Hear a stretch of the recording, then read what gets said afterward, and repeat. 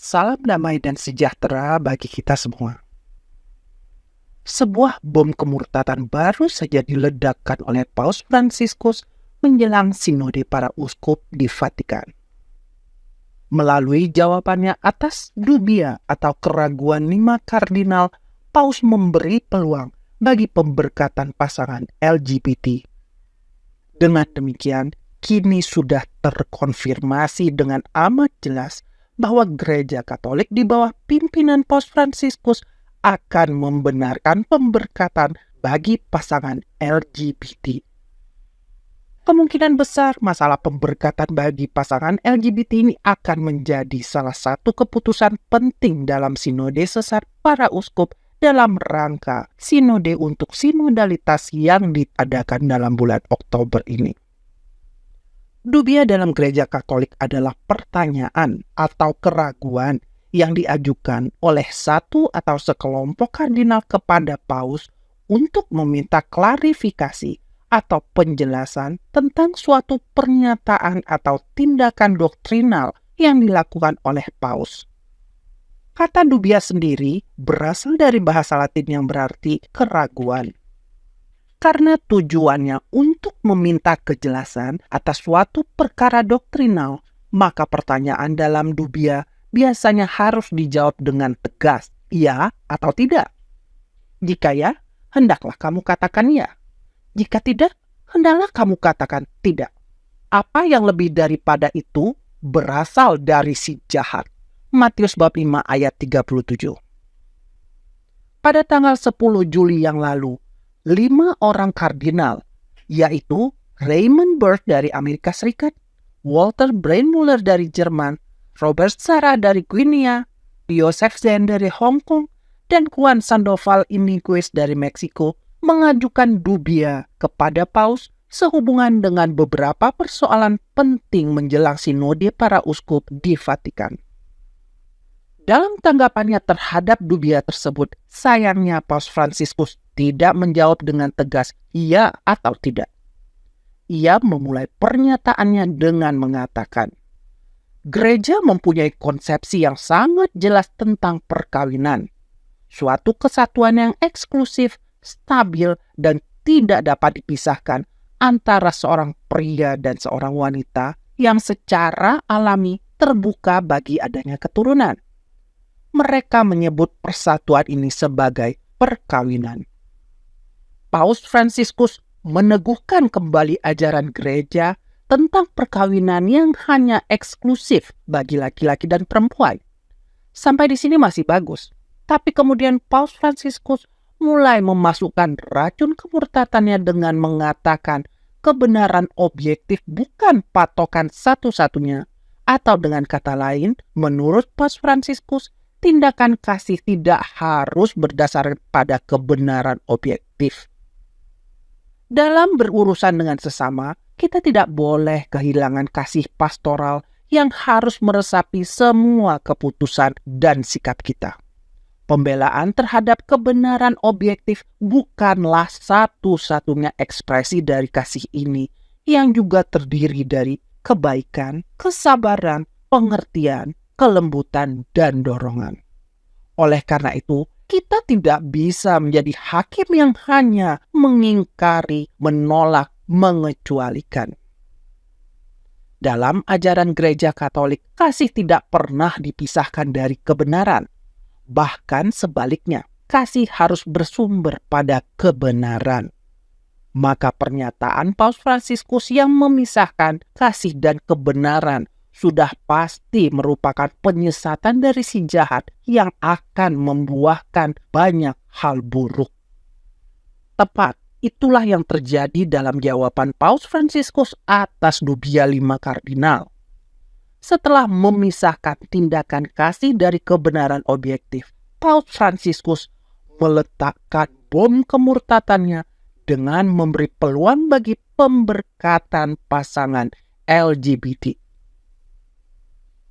Oleh karena itu, kebijakan pastoral harus cukup mempertimbangkan apakah ada bentuk-bentuk pemberkatan yang diminta oleh satu orang atau lebih yang tidak menimbulkan konsepsi yang salah tentang perkawinan. Jadi, sekarang pasangan LGBT dapat meminta pemberkatan dari imam atau uskup gereja Katolik bagi kehidupan homoseksual mereka yang berdosa, asalkan tidak menyebut status kehidupan pasangan sejenis itu sebagai perkawinan. Misalnya, nanti pemberkatan pasangan LGBT akan diberikan oleh imam atau uskup dengan menyebutnya sebagai pemberkatan ikatan persahabatan dua insan yang saling mencintai atau yang semacamnya. Ini mengingatkan kita pada skandal imam yang memberkati perkawinan anjing beberapa waktu lalu. Pada saat itu imam tersebut berusaha mencari pembenaran dengan mengatakan ia tidak memberkati perkawinan anjing, tapi sekedar melakukan pemberkatan hewan yang dibenarkan dalam ajaran gereja. Logika pembenaran yang sama sekarang digunakan Paus Fransiskus untuk membenarkan pemberkatan pasangan LGBT, yaitu gereja tidak memberikan pemberkatan bagi perkawinan sejenis, melainkan sekedar pemberkatan bagi pasangan dua manusia yang saling mencintai. Apa yang dilakukan Paus Fransiskus ini langsung bertentangan dengan apa yang dinyatakan oleh DDF, Dikasteri Doktrin Iman, di bawah pimpinan Kardinal Luis Francisco Ladaria pada tahun 2021 yang dengan tegas mengatakan gereja tidak dapat memberkati dosa. Tentunya akan sangat menarik untuk mencermati bagaimana YouTuber-YouTuber Katolik pendukung konsili menyikapi masalah ini. Mari kita tunggu apa kata Romo Bayu dari channel Katkit, Romo Abba dari channel Romondeso, Pater Kaisar dari channel Mea Culpa, channel Romo Alphonse Kolo, dan lain-lain tentang kasus ini. Beranikah mereka bersikap tegas terhadap pembenaran Paus Fransiskus bagi pemberkatan pasangan LGBT ini? Atau mereka malah ikut mencari pembenaran atas pandangan Paus Fransiskus? Bagi kaum tradisionalis yang setia pada iman para rasul dan menolak segala pembaharuan Konsili Vatikan II, apa yang dilakukan Paus Fransiskus ini sudah dapat diduga. Cepat atau lambat, gereja konsili yang percaya pada evolusi kebenaran ini pasti akan melanggar semua ajaran Tuhan, termasuk dalam hal pemberkatan pasangan sejenis. Inilah kemurtatan yang merupakan buah dari Konsili Vatikan II. Tapi bagi mereka yang masih percaya bahwa Konsili Vatikan II adalah karya Roh Kudus, mereka sekarang dihinggapi kebingungan besar.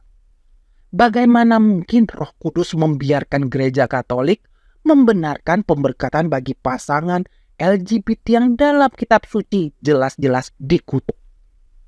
Jawabannya sederhana. Gereja Katolik yang mengikuti ajaran Konsili Vatikan II bukanlah gereja Kristus, melainkan gereja Katolik palsu. Oleh karenanya, gereja konsili ini tidak dilindungi oleh Roh Kudus dan akan terus membawa semua orang yang ada di dalamnya ke dalam kemurtatan yang membinasakan.